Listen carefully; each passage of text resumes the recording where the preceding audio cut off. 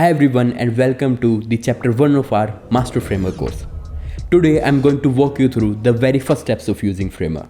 From setting up your account to exploring the dashboard UI. We'll also take a quick look at the pricing and plans offered by Framer at the end of the video. I am Bhupen, a web designer with more than 3 years of experience in no-code design. And on this channel I share actionable tutorials and design tips to elevate your website design skills. So hit that subscribe button and let's learn together. Alright, let's dive in. Let's start by heading over to framer.com. Here you can see the options to sign up or log in. For new users, click on the sign up button and complete the process of creating an account. Once you log in, you see the default workspace. Think of your workspace as your control center. It houses all the projects, team settings and billing details. I would recommend you to renaming your workspace to something that matches your business. Like one workspace for your freelance projects and one for your personal projects, like templates. Once you start creating your projects, this area will display all the projects as cards. And you can create a new website or a project by clicking on the new project button. But before we create a new project, let's explore the workspace settings. You can invite other designers or content writers using this link or by entering their email ID. This is a really important feature when you are working in a team. We can access the plans that we have purchased here. As we create new workspaces, we need to upgrade the plans. Here are some additional settings for collaboration. We can upload custom fonts here, and these fonts will be available for the projects in this workspace.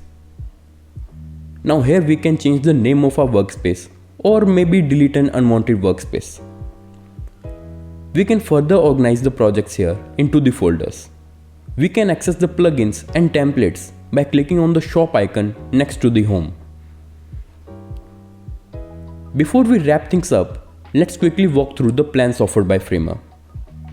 Some features like custom code and staging environments are only available with premium plans. Of course, you do not need to purchase a plan to design a website on Framer, but you will eventually need it when you are publishing the website on custom domain. We will take a look at the process of creating a custom domain when we will start creating our first website. You can choose a monthly or yearly plan for the website. Monthly plan is expensive, but you will have to pay for each month. But in yearly plan, you will have to pay for the entire year in advance. Framer takes payment using Stripe, and you can pay using any Visa, MasterCard or Amex card.